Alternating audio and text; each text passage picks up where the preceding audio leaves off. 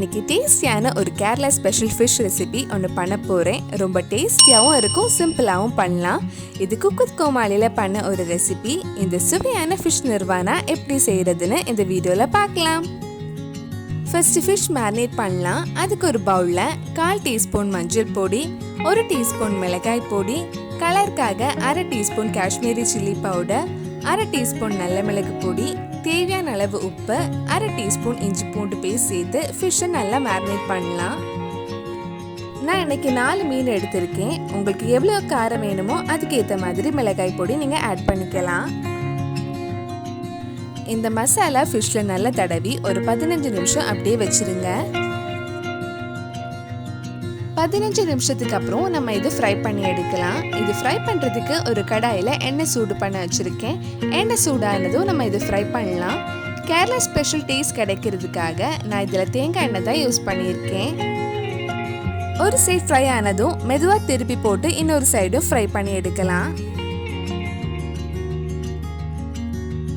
நம்ம சேனலில் நிறைய குக் வித் கோமாளி ரெசிபிஸ் பண்ணியிருக்கேன். அந்த வீடியோஸில் நீங்கள் இன்னும் பார்க்கலைன்னா அதோட லிங்க் கீழே டிஸ்கிரிப்ஷனில் இருக்குது. மறக்காமல் அந்த ரெசிபிஸும் போய் பாருங்கள். ஃபிஷ் அழகாக ஃப்ரை பண்ணியாச்சு. இதே மாதிரி மிச்சம் இருக்கிற ஃபிஷ்ஷும் ஃப்ரை பண்ணி எடுக்கலாம். ஃபிஷ் ஃப்ரை பண்ணதுக்கப்புறம் இது வாழை இலையில வச்சு தேங்காய் பால் ஊற்றி அதில் வேக வச்சு எடுக்க போகிறோம்.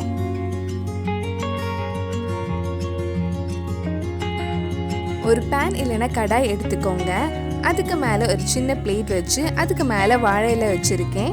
வாழை இலையில நம்ம ஃப்ரை பண்ண மீன் வைக்கலாம்.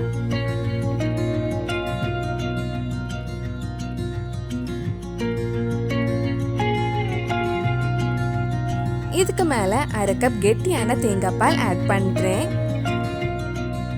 உங்கள் டேஸ்ட்டுக்கு ஏற்ற மாதிரி கொஞ்சம் நல்ல மிளகு பொடியும் உப்பும் ஆட் பண்ணிக்கோங்க.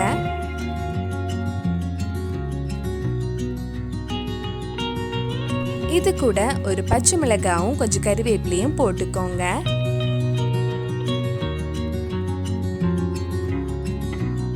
இன்னும் நல்ல கேரளா ஸ்பெஷல் வாசனை ஃப்ளேவர் கிடைக்கிறதுக்காக 2 டீஸ்பூன் தேங்காய் எண்ணெய் யூஸ் பண்ணி ஒரு 5 நிமிஷம் லோ ஃப்ளேமில் மூடி வச்சு வேக வைக்கலாம். கேரளா ஸ்பெஷல் ஃபிஷ் நிர்வானா ரெடி ஆயிடுச்சு. ரொம்பவே டேஸ்டியாக இருக்கும். கண்டிப்பாக நீங்களும் இந்த ஃபிஷ் ரெசிபி உங்கள் வீட்டில் செஞ்சு பாருங்கள். பிடிச்சிருந்தா இந்த வீடியோவை லைக் பண்ணுங்கள், உங்கள் ஃப்ரெண்ட்ஸ் அண்ட் ஃபேமிலிக்கு ஷேர் பண்ணுங்கள். வேறு என்னெல்லாம் குக் வித் கோமாளி ரெசிபி நம்ம சேனலில் ட்ரை பண்ணலான்னு கீழே கமெண்ட் பாக்ஸில் சொல்லுங்கள். நீங்கள் இன்னும் என்னோட சேனலை சப்ஸ்கிரைப் பண்ணலைன்னா மறக்காமல் சேனலையும் சப்ஸ்கிரைப் பண்ணுங்கள். கூடவே அந்த பெல் ஐக்கனையும் ப்ரெஸ் பண்ணால் நான் புது வீடியோ போட்ட உடனே உங்கள் ஃபோனுக்கு நோட்டிஃபிகேஷன் வந்துடும்.